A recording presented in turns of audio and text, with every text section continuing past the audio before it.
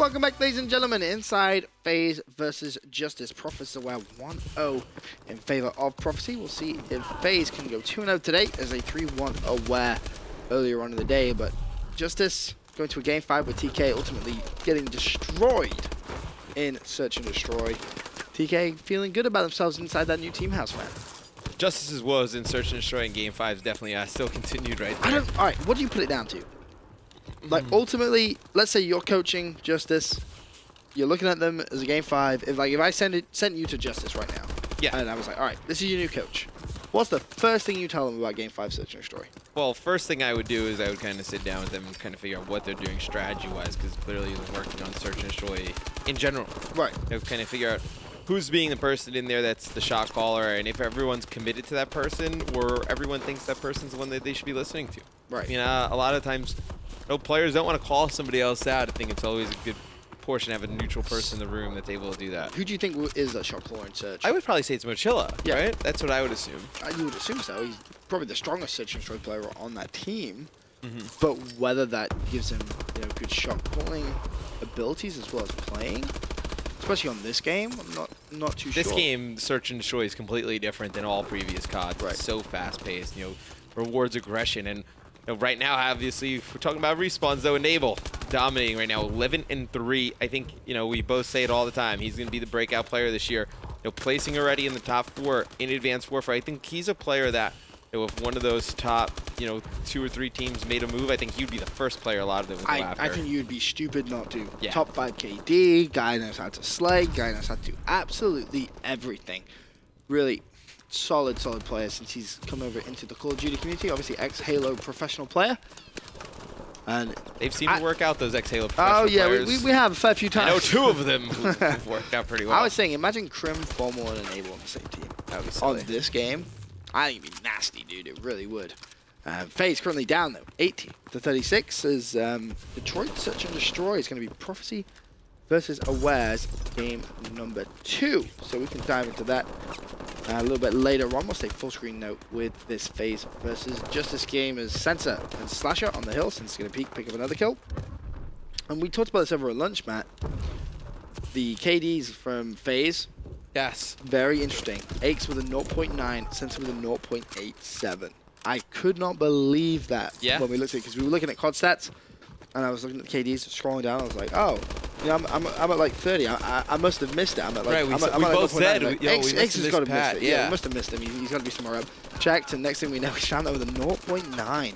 I think that has to be one of his worst events, statistically speaking, in a very, very long time. Oh, I would 100%, that has to be 100% true. 0.9? Like, what? Yeah.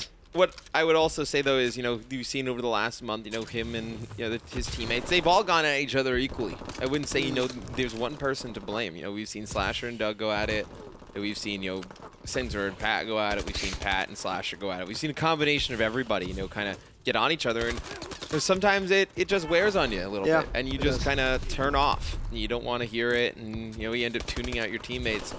You got to wonder if that's something that's going on there with FaZe. Kind of feel bad for Apathy. He's in the middle of all these arguments. He's the one who doesn't go at anybody. Right, all he does is make YouTube videos laughing at his teammates. Yeah. Ultimately trying to find the bright side of things, but FaZe coming back into this one, actually. They're quite heavily down, 84-102.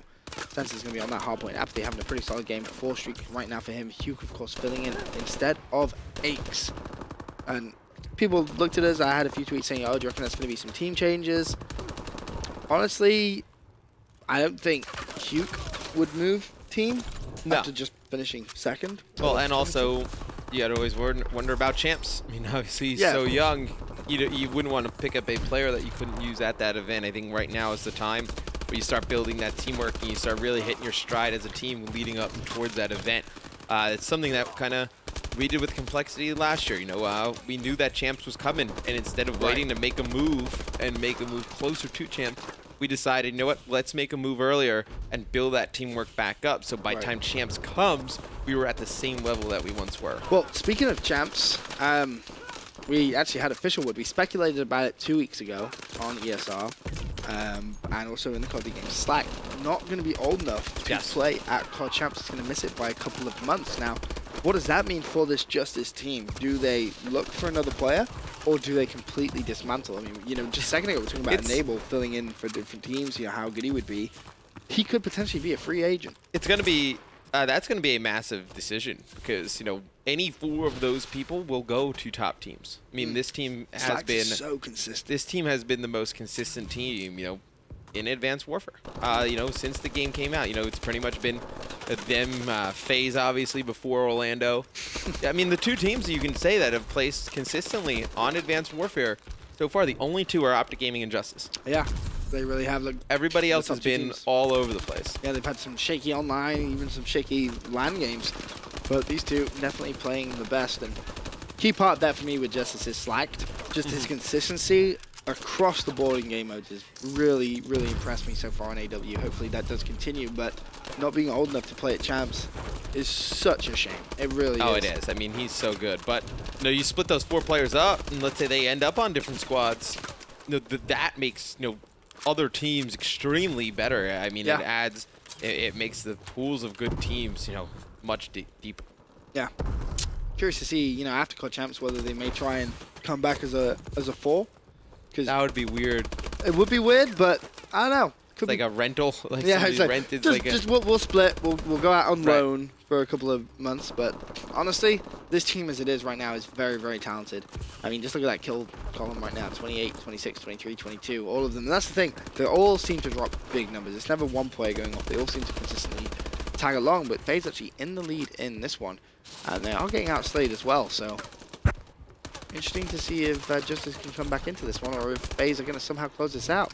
Nobody ever goes huge for JusTus. It's always everybody like a contribution effort. Everyone's always around the same amount of kills. What makes them great, you know. But FaZe able to be up in this game right now with Sensor struggling a little bit. Still, you know, 8 captures to his name, but 19 and 30 are going to need better production out of Sensor. Sensor on the hill. 20 and 10. See if he can try and stay alive here. He's just going to allow his teammates to slay around him as he regenerates some health. Hill's going to rotate, and FaZe still with that lead in the last 2 minutes, going to the last 2 hills. JusTus could be in some trouble here. Yeah, they're in a big hurt right now, JusTus. They're going to need to, you know, pick up some kills. What I think happened is they stopped focusing on slaying and they started just playing strictly for hills. They need to focus on getting kills right now. Minute and a half to go. Looks like Apathy is going to be going around the outside. Around the outside. Around the outside. I had to. It's the first thing I thought of when you said it. I'm sorry. I apologize. Just burst into rap. Apathy goes down. Slasher, he's going to fall too. And FaZe having some problems right now. 168 to 162. This is going to go all the way down to the line. JusTus is controlling those spawns right now and still able to keep it close. I like the position they're in right now. It's going to be about 15 seconds till that next hill comes up. Huge going huge right there, but you see all the players from JusTus starting to rotate. That's still in striking distance for JusTus to make this comeback. I think if they can hold this hill right here, you know, for the first half of that time, get it really close, it's going to put pressure on FaZe. They're going to get a little bit frantic. Yeah, pressure now really on Hugh to try and break this hill. He's going to have to pick up a couple of kills. Not going to be able to do so. Apathy going to be coming in from the stairs. Picks up one. Absolutely melted there. Has a contest. Needs to win these gunfights. There's 2. Can he get the last one? Teammate's going to be there to help him out.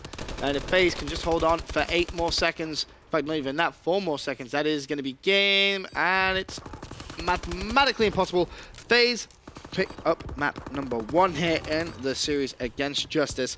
Prof versus Aware going on elsewhere. They're actually over in Search and Destroy. Last time I looked over, Prof were in the lead. And actually throw up a dual screen for a second and see what the score is. In fact, it's actually Prophecy 3-1 up.